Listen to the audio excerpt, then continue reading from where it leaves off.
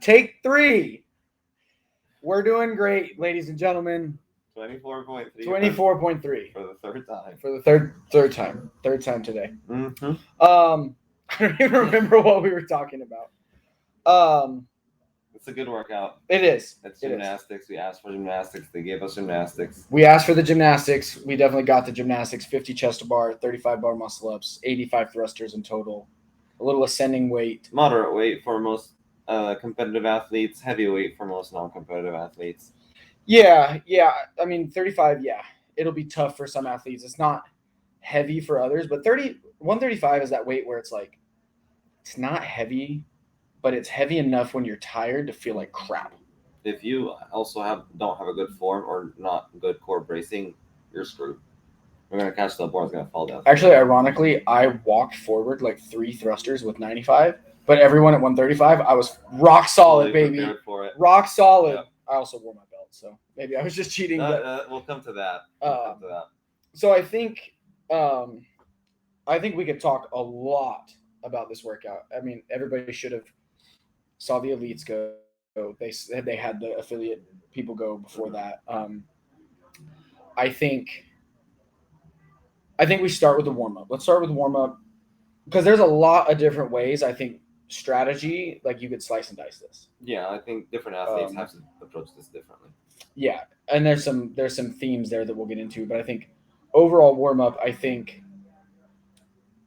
get out of breath. You definitely want to break the seal. You definitely want to get your heart rate up before you start this. Yeah.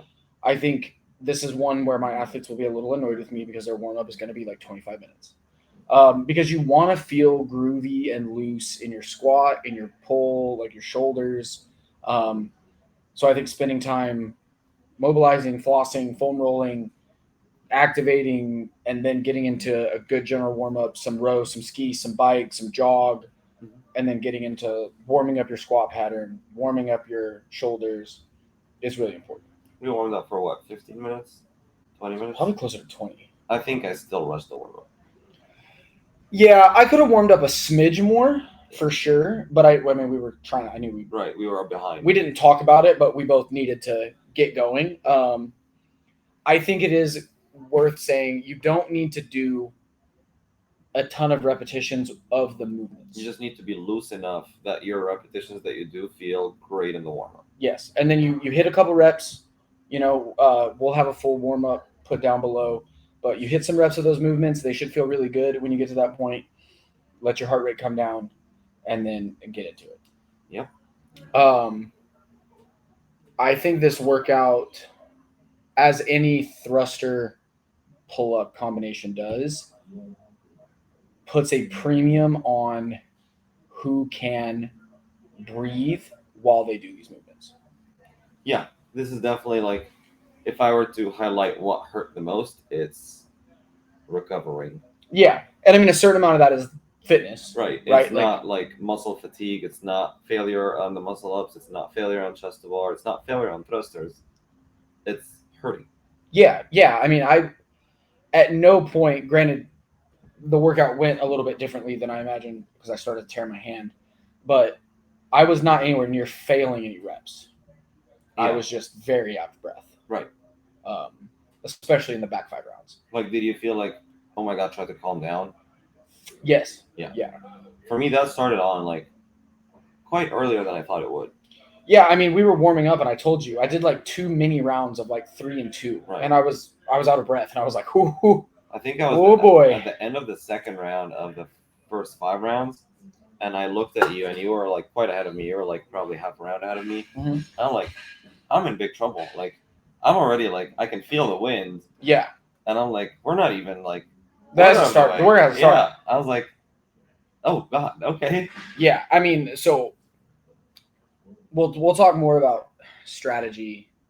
I mean, we're kind of getting into that now, but it's just my 5th round of the pull-ups and thrusters took me 2 minutes, which we could sit here and be like, was that good? Was that bad? I think given the fact that my hand ended up tearing, it was bad. I could have used the time, but I didn't want to go into the back 5 rounds feeling hot at all. Like, obviously I've worked, I've done 5 rounds of work. I've done 100 reps, but I wanted to feel in control.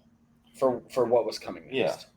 So I would say for me it was a little bit different. I think Tristan, you were ahead of me for the most part of it, and then you slowed down in the last round to kind of grab that control again. Yep. For me, I tried to sustain a certain pace, and if you guys saw the video of us going, you'll see us both like walk slowly between the movements. Yeah. Like we were trying to we saw both heats, and we knew that like under 3 minutes for the elite athletes for the first 5 rounds to be done under 3 minutes is really, really fast. Yeah, I mean, Ariel Owen's first round was 32 seconds. Right, and like I will say, like a lot of people can finish this first 5 rounds under 5. Oh yeah, totally. But like, what will happen after that? Yeah, I mean, I think both of us, if it was 5 rounds, if it was for time, just that, yeah, we'd go sub 5, sub 4:30. Right, but it is not about the first 5. Yeah, and yes, the first 5 is your tiebreak, but you know what we'll tell a lot of our athletes is one of those things where you never sacrifice the score for the tiebreak. Right. So you get the tiebreak you get to maximize the performance. Unless you do not have bar muscle ups, the tiebreak doesn't really like dictate how you go about your workout. Correct. If you don't, go for a good tiebreak and get your first bar muscle. Yeah, try to get a good tiebreak. Sit down for 3-4 minutes. 4 minutes. Yeah. And then do some great bar muscle attempts, and hopefully you get your first one. Yeah. But if you do, and you're planning on getting further into that second 5 rounds, don't let the tiebreak score dictate your workout as a whole. Yeah. So, okay, we're gonna play a game. Right. The game is what's gonna be the 25% and what's gonna be the 90%. And we've been really wrong at this game. I hate that game. Basically every week so far. And I know other coaches have had a hard time guessing this as well. What do we think the 75% is going to be? What is somebody I want to go to quarterfinals. Where do we think, and they've done decently well on the last 2 tests, right? Wait, you're asking about 75 percentile for this workout? For this workout, I'm going to say 2 rounds. You think so? Finishing 2 rounds. Of the last 5. I don't think it's finishing 2. I think it's a little less than that. I would hope so. I think it's a couple bar muscle ups in the second round. Okay. I mean, we're off like by 5 reps. Yeah, I mean it's a small margin. But I think the later you go into the workout, the more separation per rep. Oh, totally. The separation value goes up a ton the deeper you get in the workout, right? We roughly think the 90th percentile is finishing for men. Do you think that's too stout? I think it's going to be finishing 4 rounds. So just above where I was? Yeah. Potentially. Like getting into the thruster or the 5th. Potentially. It's the reason this workout is obviously, the last 2 weeks it's been very hard to tell because the workouts have been so low barrier to entry. But now we're kind of second guessing ourselves. We're not really sure. So I think these are still good goals to go off of. Obviously, like Beyond the Whiteboard will put out more data Saturday or tomorrow, and then Saturday and Sunday. And we'll see more people doing it. We'll see more people do it. This is a very rough first take. But I do think these are decent enough goal. Like, I think it's going to be close. I don't think we're going to be that far off. I hope so. I mean, week 1, we were really far off. 1, we were really far off. 2, we were pretty close. I don't think I've ever been so wrong in my life in a CrossFit workout, actually, as we were in week 1. But I think I think both of us have a little bit better of a bead on a workout like this. I think we're very, very much hesitant because now everybody who did well in the first 2, there could be some of them who don't have bar muscle ups. And they still make it. Right. Totally. But then maybe just the participation this year has been so much fitter. Like that's where I think the hesitation is coming from. Sure. That's where we're not, is the curve higher? Or was it just so low barrier to entry that we had a lot of fitness, fit people? I'm not taking anything away from them. Yeah, they just don't have the skill part. Right. Yeah. Or that's a lot of people who are even like part-time CrossFitters and do high rocks. Right. Exactly. Stuff like that. Right. Yeah. Okay. So you wrote down some math here. Yeah. Some very rough math. Yeah. I'm not the biggest proponent of telling people what to do when they should finish certain things. Right. Because what happens, what math never equates for is fitness. Yeah. Right? In other words, can you recover from that time frame and transition and stick to the time frame? I think depending on your skill level, if you want to finish this workout and you want to finish like at the time. Yeah, like you in the last minute. You lock out your 7th bar muscle up at 14:50. Sure. I think it is in your best interest to be done with the first half in 6:30 or faster. Right. We were done about 7:20. I was 7:19. I don't know. I think I was 6:28 because I started at 7:28. Okay. Yeah. So, and I do believe. So you guys can't tell. I tore the crap out of my hand. I felt it start to tear in the first round of bar muscle ups. Tried to pull back. I started to break my bar muscle ups, which was not my plan. And I ended up getting 1 bar muscle up on the 4th round. Mm-hmm. So pretty close to finishing. Yeah. So I do think I would have snuck in right around the 14:45 if I hadn't torn. And that's about when I was done. The girl who did the announcement, she had 6 reps left. She had 6 reps left, but she was done with the first half in like 4:40. Yeah. And then she was hurting the back half. I think she paces that a little differently. She finishes. So I think if you're just looking to finish this, you want to be done around 6.5 minutes. If you're proficient at bar muscle ups, if you can move the thrusters, you've got a good game plan, that should be your play. If you get in a little bit earlier, great, right? But don't fly too close to the sun, right? You still should be in full control of your heart rate. Yeah, I mean, Roman was the last elite done with the first half, and he came back and got second. Yeah, because he had it for the back half, right? So then, if we're looking at that theoretical 75%, you probably actually want to be done at 7.5 ish. Yeah. So a little bit slower, but we're expecting a little bit more of a slowdown on the rounds of bar muscle ups and thrusters. Where the skill will come into factor, the weight will come into factor. A little bit more, right? All of that aside, there's a lot of different ways to slice this. If you're a thruster gangster, if you're strong like an ox, and bar muscle ups aren't your jam, break the bar muscle ups. Mm-hmm. Go unbroken on the thrusters. If you're much better at gymnastics than you are the thrusters, break the thrusters. Go unbroken on the bar muscle ups, or try to do bigger sets in the bar muscle ups. Mm-hmm. I think the biggest takeaway from doing this is you have to choose when to break before the workout forces you to break, and you need to stay away from that point. Like, I finished at a pretty good pace. Like, I was okay. I wasn't redlined.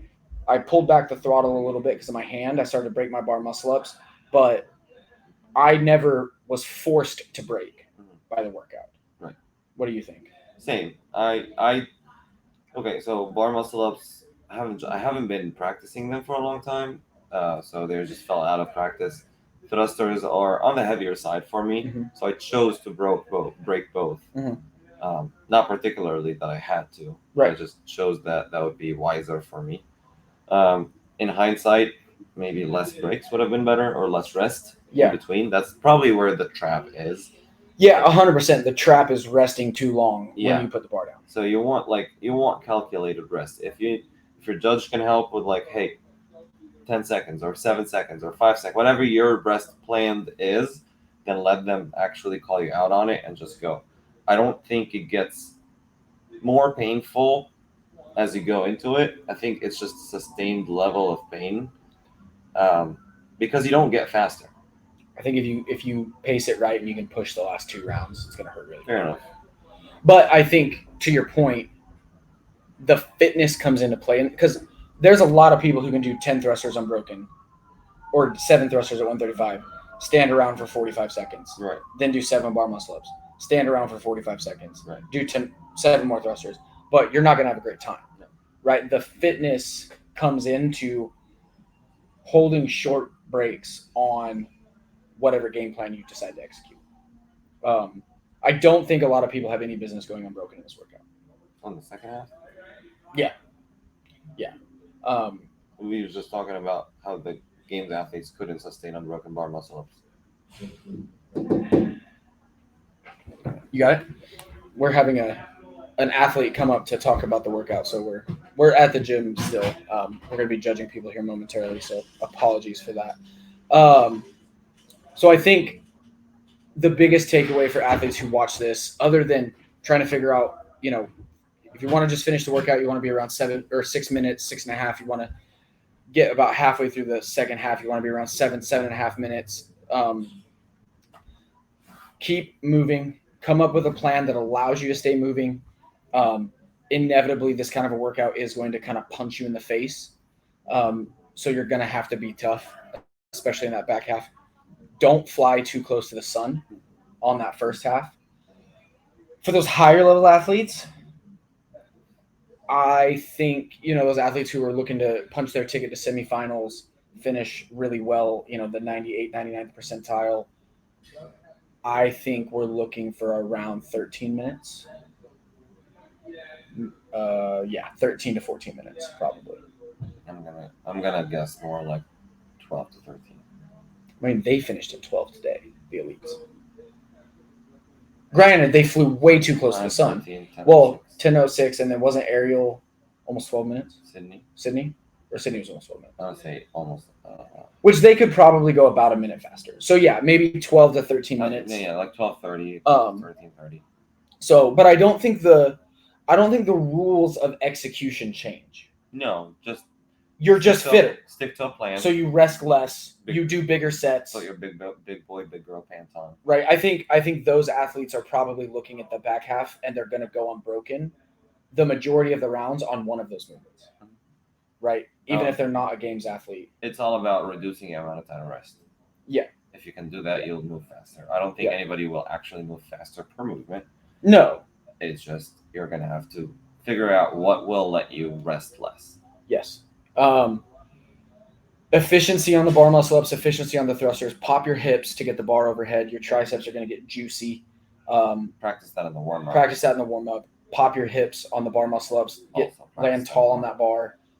Kip the dip on your bar muscle ups, especially if your pressing isn't your strong suit. I definitely recommend that. Cool your legs down afterwards. Get done. Go stand or go get on a C2 bike. Go get on an Echo bike. Just move your legs. Just get the fatigue, the lactate out of your legs. Get your breathing back under control. Calm down. I think that'll be really critical, especially for athletes who are looking to train through the open, like we talked about the last couple of weeks, train on Saturday and things like that. If you are on the 75%, this is redoable, especially for the amount of volume those athletes are going to get in. Don't tear your hands. If you do want to redo it, this is actually one I wouldn't mind redoing, but the odds of that for me are pretty slim with the chunk missing out of my hand right now. That's fair. Closing thoughts.